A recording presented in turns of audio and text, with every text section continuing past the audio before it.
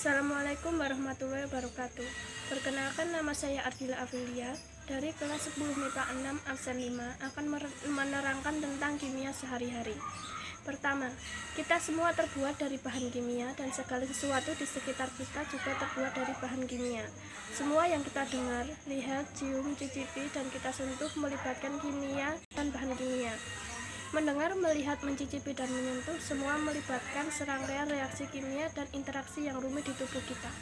Banyak perubahan yang kita amati di dunia sekitar disebabkan oleh reaksi kimia. Kimia tidak terbatas pada tabung reaksi dan laboratorium. Semuanya ada di sekitar kita, dan semakin baik kita mengenal kimia, semakin baik kita mengenal dunia kita.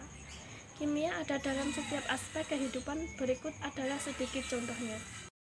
1. Langit berwarna biru. Benda berwarna karena cahaya yang terpantul.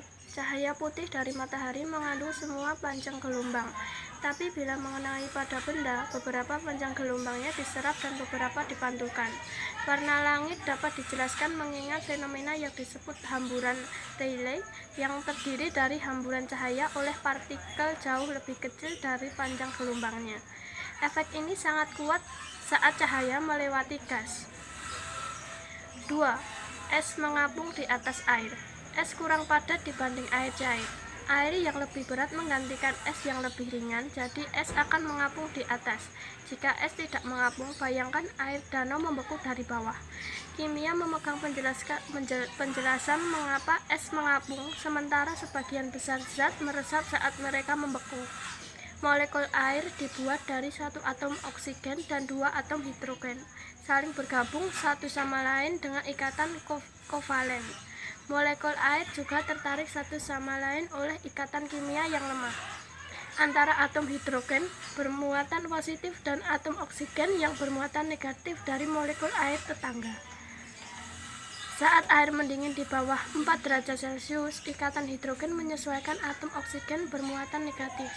Ini menghasilkan kristal yang biasa dikenal dengan es. Es mengapung karena sekitar 9% kurang padat dibanding air cair. Dengan kata lain, es menghabiskan sekitar 9% lebih banyak ruang daripada air. Jadi, 1 liter es memiliki berat kurang dari 1 liter air. Air yang lebih berat menggantikan es yang lebih ringan, jadi es mengapung ke atas.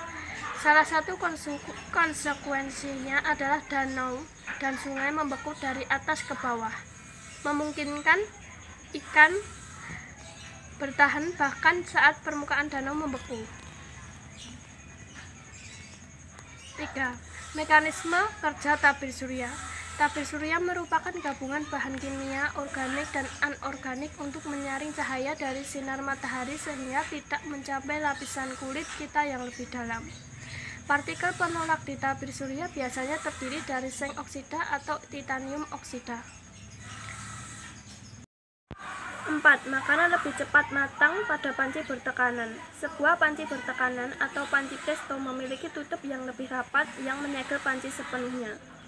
Ketika kita memanaskan air mendidih dan uap air tidak bisa lepas, jadi tetap kita dalam dan mulai membangun sebuah tekanan.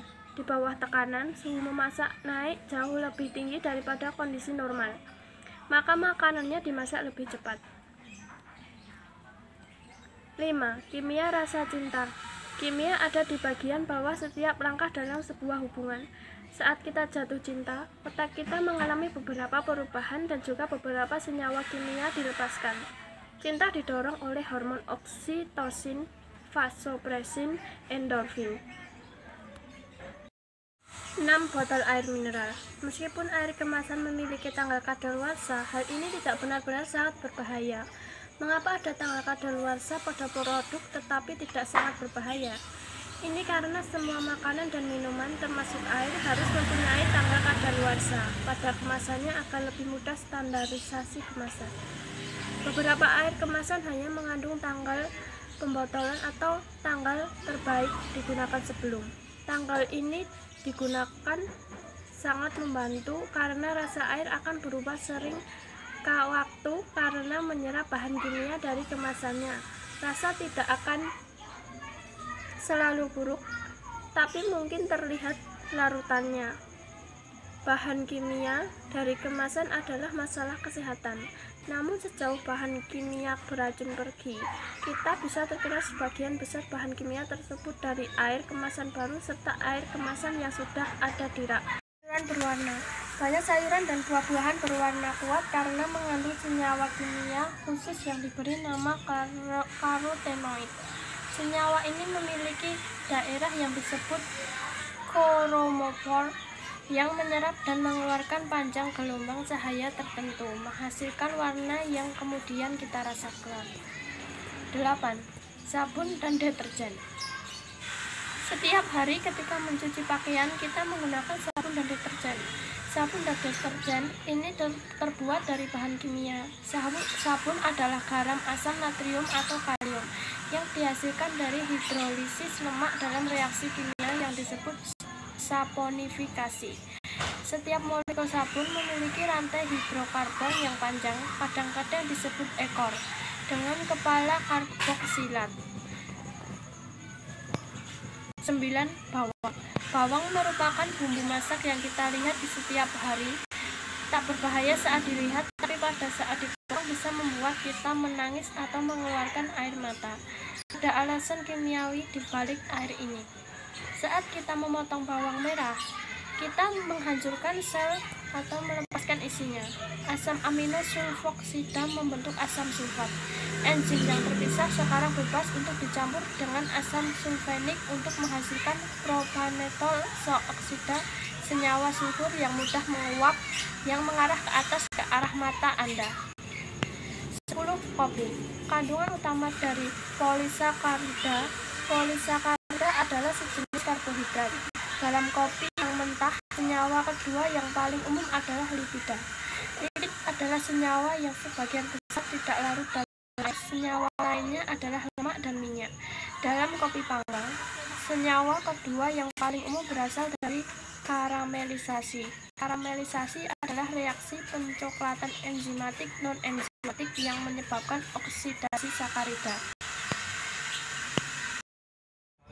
Cukup sekian penjelasan kimia sehari-hari dari saya. Wassalamualaikum warahmatullahi wabarakatuh.